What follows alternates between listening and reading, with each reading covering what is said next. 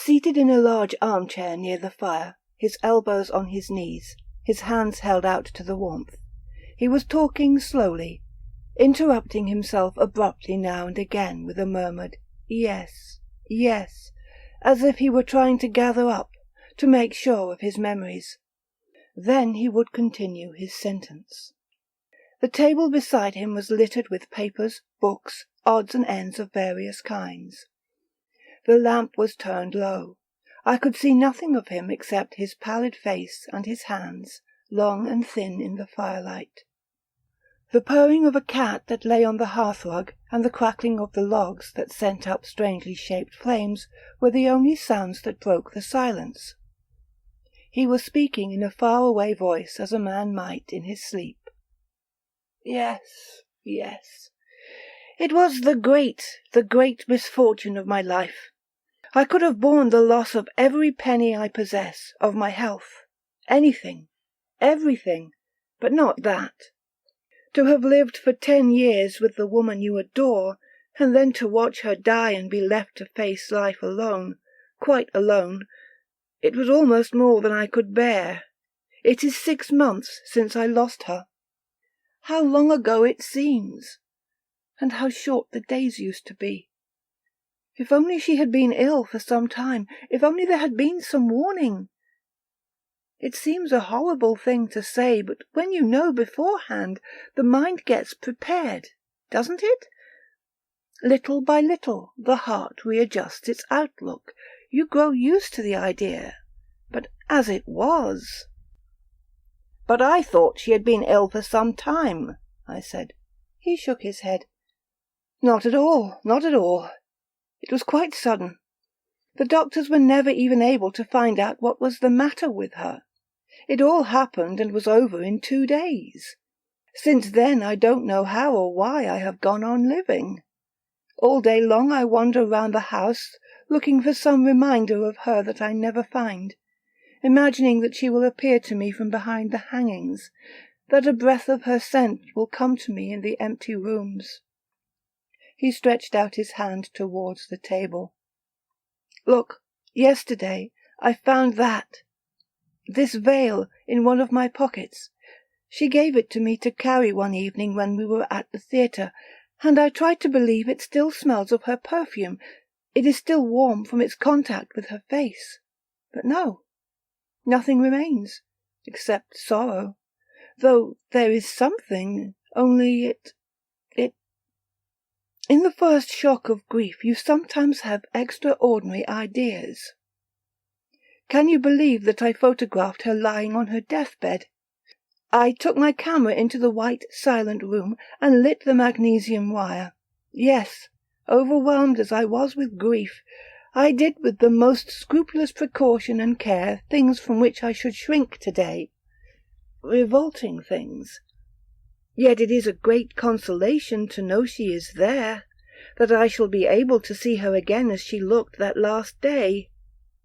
"Where is the photograph?" I asked. Leaning forward, he replied in a low voice, "I haven't got it. Or rather, I have it. I have the plate, but I have never developed it. It is still in the camera.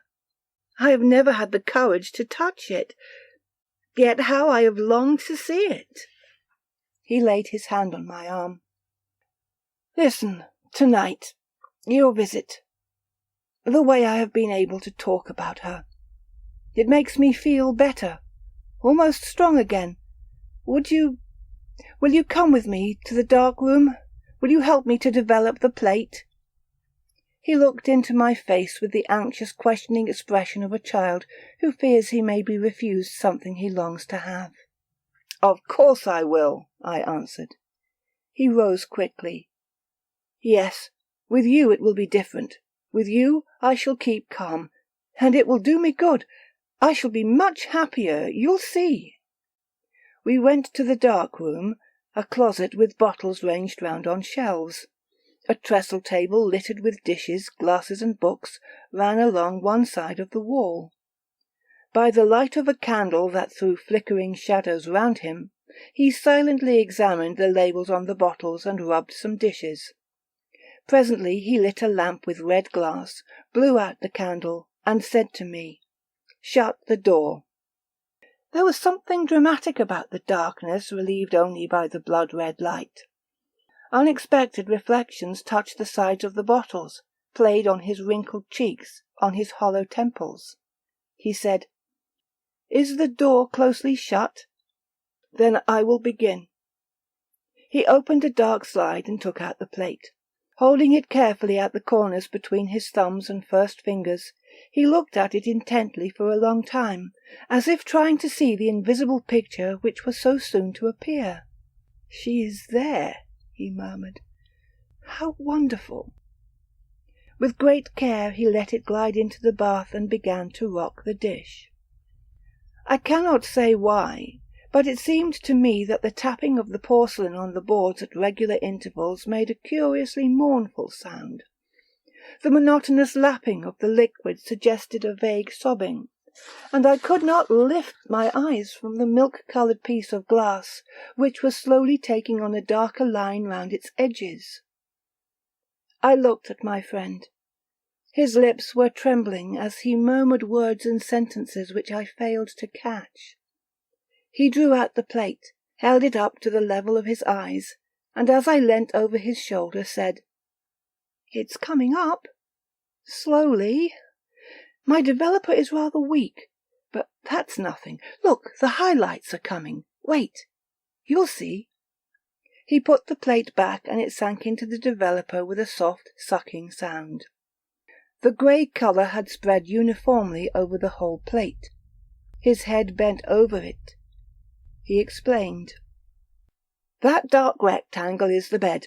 Up above that square," he pointed it out with a motion of his chin, "is the pillow. And in the middle, that lighter part with the pale streak outlined on the background, that is...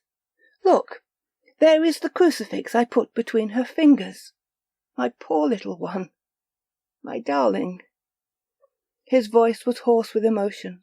The tears were running down his cheeks as his chest rose and fell. "The details are coming up," he said presently, trying to control himself. "I can see the lighted candles and the flowers. Her hair, which was so beautiful, the hands of which she was so proud, and the little white rosary that I found in her book of hours. My God, how it hurts to see it all again. Yet somehow it makes me happy. Very happy. I am looking at her again. My poor darling." Feeling that emotion was again overcoming him and wishing to soothe, I said, "Don't you think the plate is ready now?" He held it up near the lamp, examined it closely, and put it back in the bath. After a short interval he drew it out afresh, re-examined it, and again put it back, murmuring, "No, no." Something in the tone of his voice and the abruptness of his gesture struck me, but I had no time to think, for he at once began to speak up again. "There are still some details to come up. It's rather long, but as I told you, my developer is weak, so they only come up one by one." He counted. 1, 2, 3, 4, 5. This time it will do. If I force it, I shall spoil it. He took out the plate, waved it vertically up and down, dipped it in clean water and held it towards me. "Look!" But as I was stretching out my hand, he started and bent forward, holding the plate up to the lamp, and his face, lit up by the light, had suddenly become so ghastly that I cried, "What is it? What is the matter?" His eyes were fixed in a wide, terrified stare. His lips were drawn back and showed teeth that were chattering. I could hear his heart beating in a way that made his whole body rock backwards and forwards. I put my hand on his shoulder, and, unable to imagine what could possibly cause such terrible anguish, I cried for the second time, "But what is it? Tell me! What's the matter?" He turned his face to me, so drawn it no longer seemed human, and as his bloodshot eyes looked into mine, he seized me by the wrist with a grip that sent his nails into my flesh. Thrice he opened his mouth, trying to speak. Then, brandishing the plate above his head, he shrieked into the crimson-lit darkness. "The matter! The matter! My God! I have murdered her! She wasn't dead! The eyes have moved!"